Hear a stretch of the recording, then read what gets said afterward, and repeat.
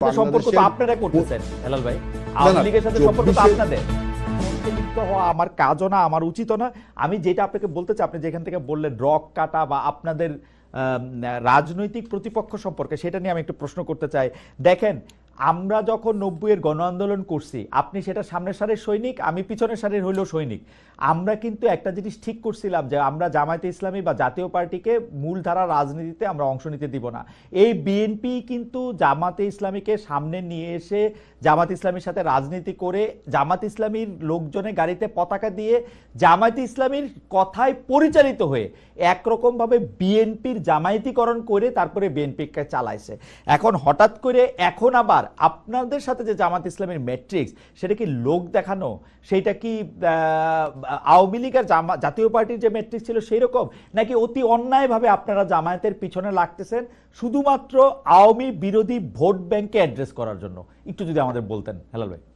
না না, বিষয়টা এরকম না। আমরা বলছি যে দেখেন, যে বর্তমানে বাংলাদেশের সামনে বার্নিং কোশ্চেন হলো একটা নির্বাচিত সরকার। এর থেকে বড় কোনো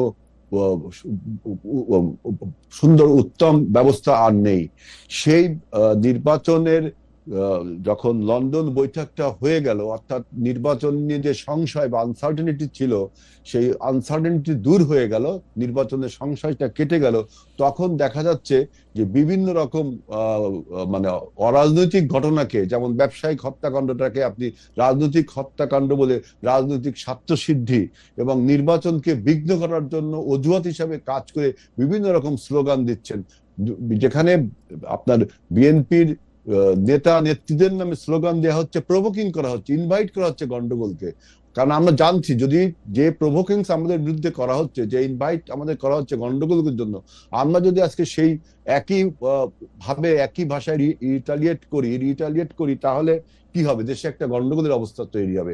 গন্ডগোলের অবস্থা তৈরি হলে এই পরাজিত মাফিয়া এবং প্রতিবেশী রাষ্ট্র ভারতের লাভ। এই জন্য আমি বলছি যে ৭১-এর যারা পরাজিত শক্তি, এটা তো আমরা যখন তাদের সাথে আমাদের ৪ দলীয় ঐক্য জোট ছিল, নির্বাচনী ঐক্য জোট, রাজনৈতিক জোট ছিল না, তখনও কিন্তু তাদেরকে আমরা বলি না ৭১-এর পরাজিত শক্তি। এই বয়ানটা কি আপনারা 2001 থেকে 2006 পর্যন্ত কখনো দিছেন যখন ক্ষমতায় ছিলেন? এই বয়ানটা এই তিন লাইন জীবনে কখনো বলছেন?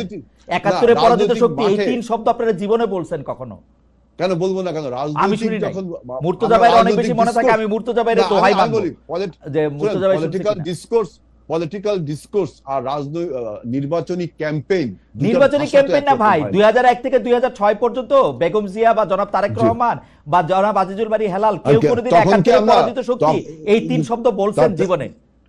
আমরা কি তাদের বলছি যে ৭১-এর মুক্তিযুদ্ধ? তাও তো বলিনি। ৭১-এর মুক্তিযুদ্ধও বলিনি। ওইসবও বলেন নাই, এখনো চুপ থাকেন। এখন বিপরীতটা বলা দরকার নেই, ওইসব বলেন না, এখনো চুপ থাকেন, একই ধরনের রাজনীতি থাকেন। কেন এখন ২৪-এর যে পরাজিত শক্তি, তাদের নেক্সাসের, তাদের সাথে আপনি সম্পর্ক করে যদি তাদের সাথে সম্পর্ক তো আপনারা করতেছেন হেলাল ভাই। আওয়ামী লীগের সাথে সম্পর্ক তো আপনাদের।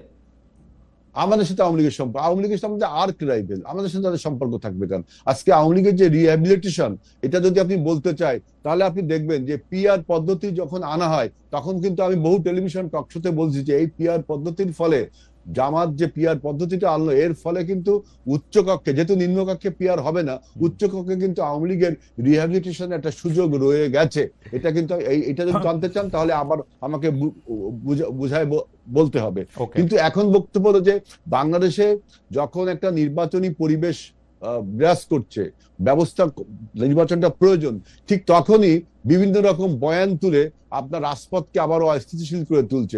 বিএনপি অফিসের সামনে বোম মারে। আপনি চিন্তা করেন, আমরা যদি রিটালিয়েট করি তাহলে কি হবে? ওরা চাচ্ছে যে দেশে একটা গন্ডগোল বাঁধুক। এই জন্য আমি বলছি যে তাহলে কি ৭১-এর যে ভুল তারা করেছিল, 24-এ যারা ভুল করেছে এই আওয়ামী লীগ, এই দুই অপশক্তির নেক্সাসের ফলে কি বাংলাদেশের গণতন্ত্রের যাত্রাপথ বিঘ্ন হবে?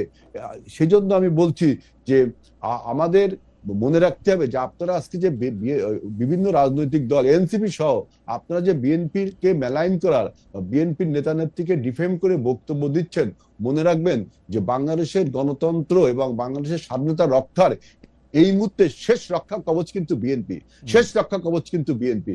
আপনারা যে রাজনৈতিক প্রথম কথা হচ্ছে যে হেলাল ভাই, আমরা আবার আসবো আপনার কাছে। প্রথম কথা হলো যে বিভিন্ন বক্তব্য যেগুলি দেওয়া হচ্ছে, বিএনপিও বক্তব্য দিতে কম যায় না। বিএনপি ছাড়া বিএনপি সব দলের মুনাফেক মনে করে, সব দলের পরাজিত শক্তি মনে করে, বিএনপি খালি বিজয়ী শক্তি। আপনারা সব দলের পরাজিত শক্তি মনে করেন, আবার যখন দরকার হয় যখন সেটার সাথে আপনারা বসেন। তো আপনি বলেন, আমরা কি এনসিপি কে বলছি যে পরাজিত শক্তি? আমরা বলছি আওয়ামী লীগ কি পরাজিত শক্তি না? 24-এর পরাজিত শক্তি না?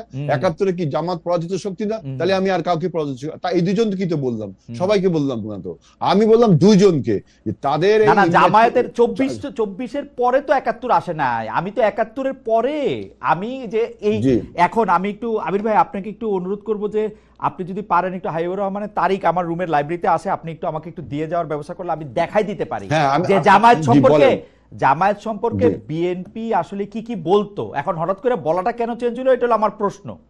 কারণ 71 তো 24-এর পরে আসে নাই। জামায়াতে ইসলামী 71-এ কি অবস্থান ছিল সেটা তো বিএনপি জানতো, এমন তো না যে বিএনপি জানতো না। সে জানতো। আজকে বিএনপি যদি এখন জামায়াত বিএনপির পাত্তা দিচ্ছে না, জামায়াত বিএনপির আধা পর্যন্ত পাত্তা দিচ্ছে না, এবং বিএনপি মনে করতেছে যে বিএনপির কোনো ভোট নাই, বিএনপির যা কিছু ভোট সেটা হচ্ছে এন্টি আওয়ামী লীগ ভোট, জামাত এটা পায়া ফেলবে, এই জন্য বিএনপির হচ্ছে অসুবিধা। আমি এই প্রসঙ্গে আপনার কথা বিএনপি একা নির্বাচন করে জামাতকে বিরুদ্ধে 1996 সালে এটা 114টা সিট পেয়েছিল, এবং সেই নির্বাচন যদি আপনি ক্রিটিক্যালি অ্যানালাইসিস করেন, ঠিকমতো নির্বাচনে তো আমরা ক্ষমতায় আবারও আসতাম। আমরা কিন্তু ফ্যাক্ট রিমেন্স যে আপনারা ক্ষমতা আসতে পারেন নাই, ক্ষমতায় আসতে আপনাদের জামাতের কাঁধেই সওয়ার হইতে হয়েছে। তখন জামাত খুব ভালো ছিল ভাই, সওয়ার হতে হয়েছে, জামাত খুব ভালো ছিল তখন, জামাত ভালো ছিল।